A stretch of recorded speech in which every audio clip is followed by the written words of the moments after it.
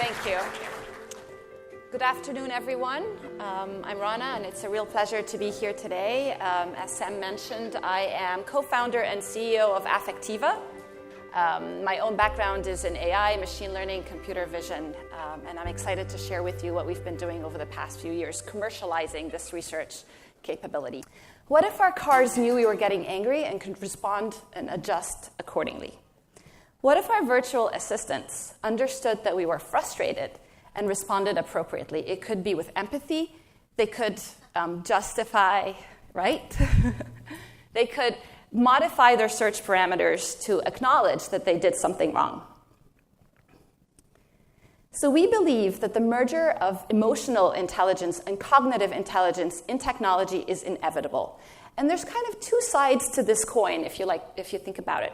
One is building systems that can read and respond to human emotions in real time. And the other is enabling enterprises, marketers, advertisers, brands to tap into these unconscious or subconscious emotional responses in real time and use that data to better understand the emotional connection their consumers have with their content, with their products, with their services. And collectively, we call that artificial emotional intelligence or emotion AI. And it's an emerging field within AI, and we've been at the forefront of shaping it. All right, so how do humans read emotions? It's a highly complex and very challenging machine learning problem. But if we look at how humans do that, 55% of the signal is in your facial expressions and your gestures. So if you're talking, as you network today, and as you try to assess if people are interested or bored or not, you are looking, 55% of the signal is in the facial expressions and the gestures. 38% is in how you say the words. Are you angry? Are you excited? And only 7% is in the actual words.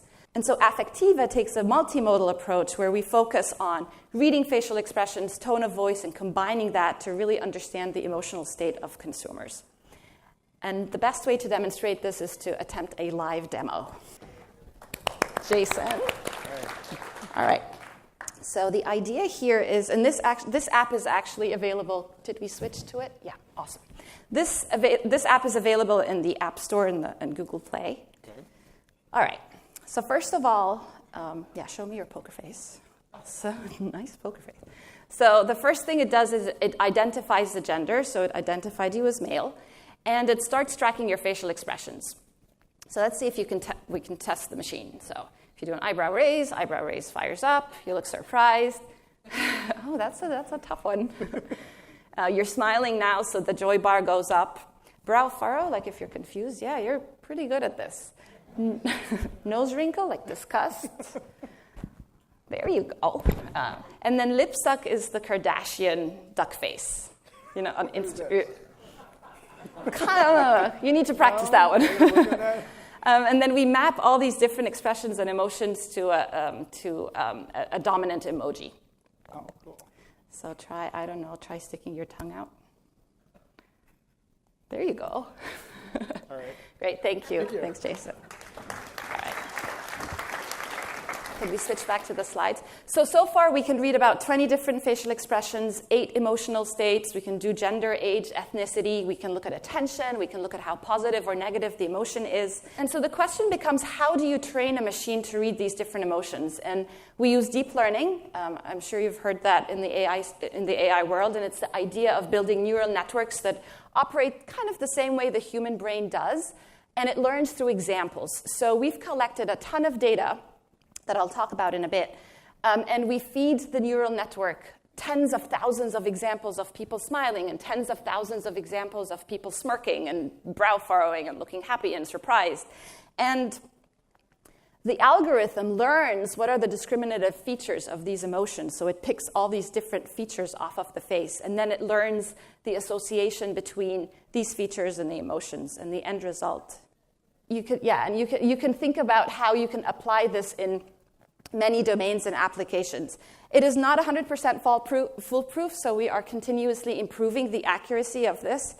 For instance, you can see that when the faces are too small, or if the pose of the people in the video or in the live stream is kind of off, it's hard to track.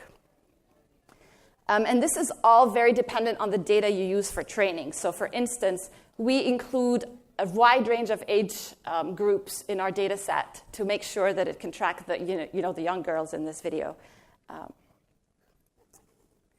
This is powered by the world's largest emotion data repository. So to date, we've collected about 6 million faces in 87 countries around the world through our partners. And it's often people watching content on their phones, laptop devices. We do a lot of work in the automotive space, so we have a ton of data of people driving around Tokyo and Boston, which is fun to watch. And you can see it's a very global data set. The US is one of our top 5 markets, but India and China is right up there as well. So what did we found? We found that women are more expressive than men, which is not surprising, right? But we have a lot of data to support that. So women, on average, smile 30% more than men. Their smiles tend to be more intense, but also last longer. But intriguingly, we found that this is quite cultural specific. So in the US, women smile 40% more than men. In France and Germany, 25% more. And in the UK, any Brits here? Curious? Oh, okay. There's no difference between men and women. So the applications of emotion AI are endless. That is both kind of what makes working at Affectiva super exciting, but it's also a challenge because it's sometimes hard to focus. So everything from automotive, market research, education, mental health, security, fraud detection, retail, I mean, really, it's just all across the map.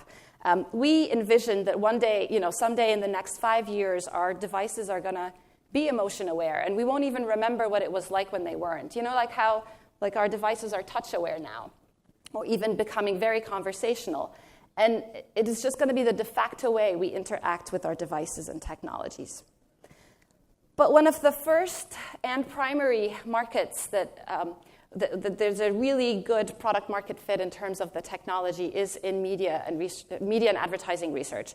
And the idea or the problem we solve there is brands want to understand the emotional connection they're building with their consumers. And they want to be able to, before our technology, you just had a survey at the end of an advertising test.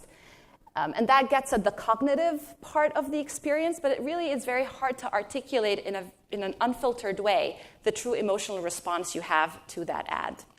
And so we've partnered with companies like Kantar, Millward Brown, Nielsen, Unruly, and others, where we have tested over 26,000 ads worldwide, and for 1,400 brands and a third of the Fortune 100 companies, like Kellogg's and Mars and Amazon. And the idea is to be able to quantify moment by moment people's responses as they watch the ad. So you're just watching the ad, camera turns on with your consent, of course, and then we're able to track moment by moment. Did you smile? Were you bored? Were you engaged? Or were you we see that a lot for a lot of the shampoo ads, for instance. We capture data 15 times a second. And the green curve is how expressive they are. And the blue curve is their smile response. And you can see that there's 2 particular parts within this ad that really warmed people up. When they both had difficulty standing up, you see a big peak, both in terms of smile and expressiveness. And then when they both realized that they ordered the same product, a knee pad, you see another smile peak. Out of all the 26,000 ads we've tested worldwide, this scored in the top 15% in terms of enjoyment and brand affinity and brand recognition. So it did really, really well. So in addition to being able to provide these moment-by-moment metrics, because we've tested so much data, we can break it down by market category, by product, by geography, and we can create norms and tell you where exactly your content fits. We often, and especially when we first started deploying this technology, we often got the question, okay, so they smiled at the ad, so what? How does this correlate or predict their behavior? And so we partnered with Kellogg's, Coca-Cola, and other brands. If you see these positive dynamics throughout the ad, you're 4 times more likely to buy the product. This is another one of my favorite examples. So we don't just test ads, but we look at TV shows and movie trailers, etc. This was an example where CBS was piloting a sitcom, and they wanted to do a character analysis. So you can see the smile responses is the green curve from about 218 respondents or panelists.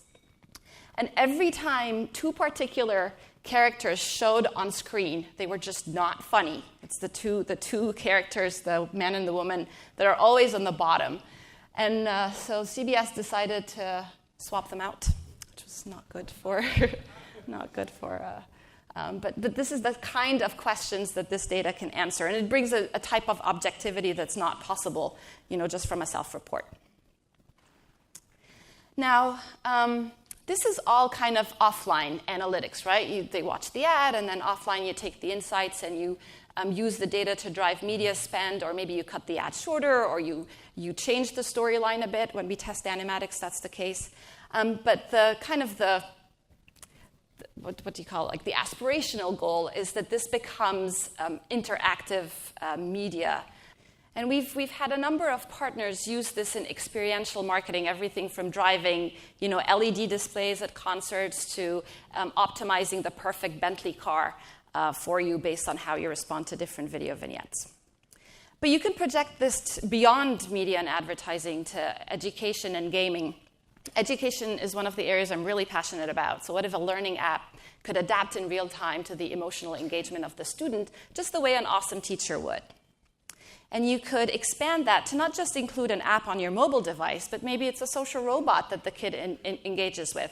This is my 8-year-old Adam, and he's really into all these virtual assistants and robots. And it's kind of interesting because he thinks of Alexa as kind of a service assistant, like he'll ask her to do things, whereas Jibo is a friend. He'll wake up in the morning, he'll say good morning to his sister, and then he'll turn around and say good morning to Jibo.